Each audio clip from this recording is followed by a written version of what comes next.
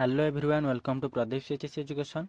तो आज आम आलोचना करवा प्लस टू द्वितीय वर्ष ऑप्शनल ओडिया मेडिकल कॉलेज रे मेहर जयंती गल्पर 2 मार्क क्वेश्चन आंसर। तो आगु आम 1 मार्क क्वेश्चन आंसर आलोचना करथिले, तो एबे आम 2 मार्क क्वेश्चन आंसर आलोचना करवा। तो क्वेश्चन होची क्षुद्र उत्तरमूलक 2 नंबर विशिष्ट प्रश्न जोटा कि 2टी वाक्य रे लिखिबा को हेबो।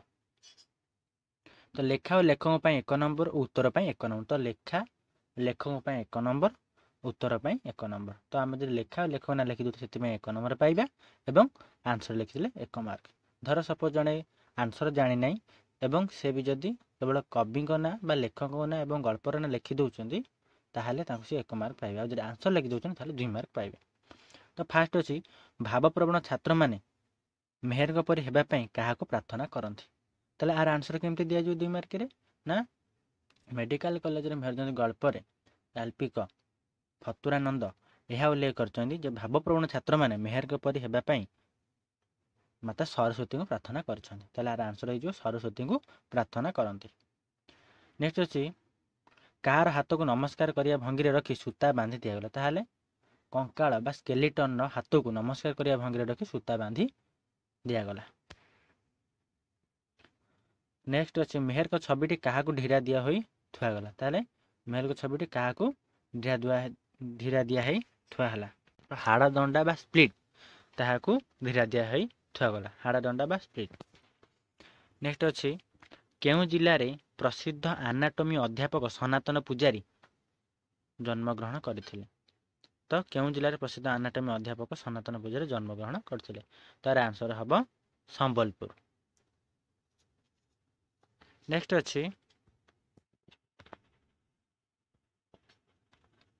केउ नियम पाळिबारु कविंकर शरीर पुष्ट हो जाइथिला।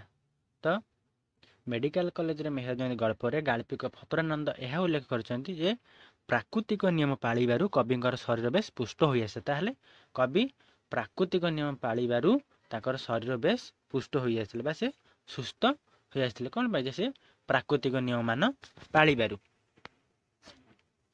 नेक्स्ट अछि कवि गंगाधरकर पिता और माता नाम कौन थिला।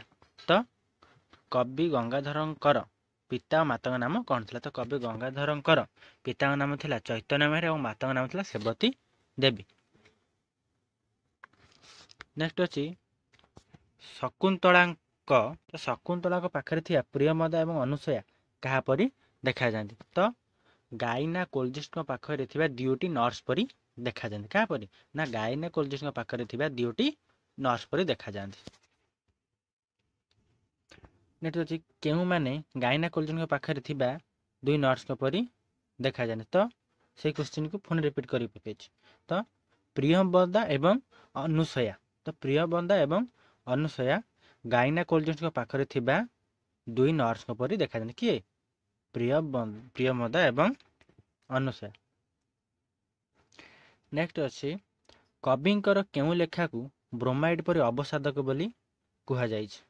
तो कविंकर केउ लेखा को ब्रोमाइड परी अवसादक बोली कुहा जाइछ। तो आर आंसर हे जो कविंकर तपस्विनी काव्य को बा तपस्विनी लेखा को ब्रोमाइड परी अवसादक बोली कुहा जाइछ।